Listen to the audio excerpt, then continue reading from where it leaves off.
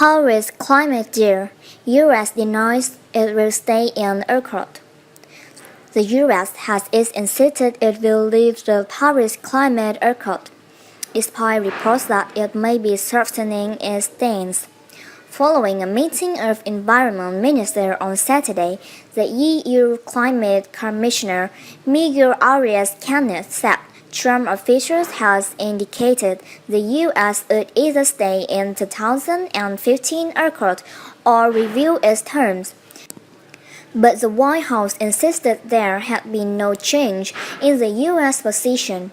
President Donald Trump said in June he wanted a new fair deal for the U.S. He said it was important a new deal would not disadvantage U.S. businesses. But opponents say withdrawing from the accord is an indication of U.S. leadership on a key global challenge. The Paris Agreement commits the U.S. and 187 other countries to keeping rising global temperature well below 2°C above pre-industrial levels and endeavor to limit them even more to 1.5°C. Only Syria and Nicaragua did not sign up to the deal. So what did Trump originally announce in June? Speaking in the White House Rose Garden, he characterized the Paris Agreement as a deal that aimed to harbor disadvantages and impoverishes the U.S. He claimed the agreement would cost the U.S. 6.5 million jobs and $3 trillion in lost GDP, while rival economies like China and India were treated more favorably. In order to fulfill my solemn duty to protect America and its citizens, the United States will withdraw from the Paris Climate Accord, but begin negotiations to re-enter either the Paris Accord or a really entirely new transaction on terms that are fair to the United States, he said. During his visit to France in July, however, Mr. Trump hinted that the U.S. could shift its position on the deal, but did not elaborate. Something could happen with respect to the Paris Accord. We'll see what happens. What is now being reported? On Saturday, the Wall Street Journal quoted Mr. Arias as saying that Trump administration officials said the U.S. would not pull out of the agreement and were offering to re-engage in the deal.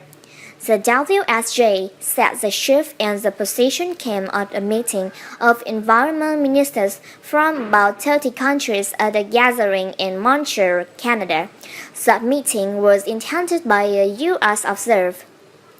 The U.S. stated that they will not renegotiate the Paris Accord, but they will try to review the terms on which they could be engaged under this agreement, Mr. Cañete said. He said that there would be a meeting on the sidelines of the next week's UN General Assembly with American representatives to assess that what is the real U.S. position.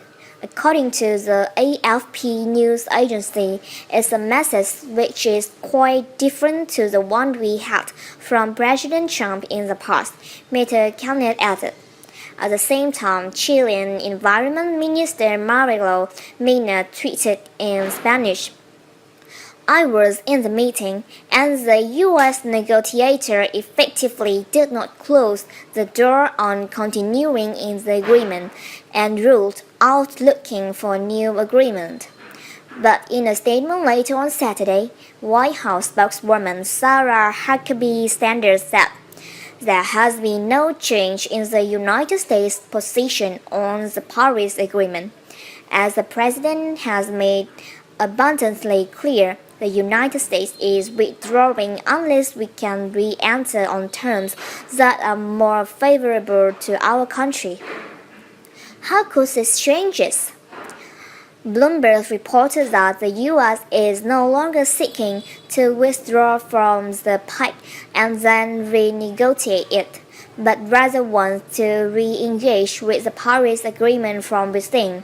While the White House insists its stance has not changed, deciding not to withdraw from the Paris deal and instead focus on negotiating, while remaining a signatory would represent a significant about turn.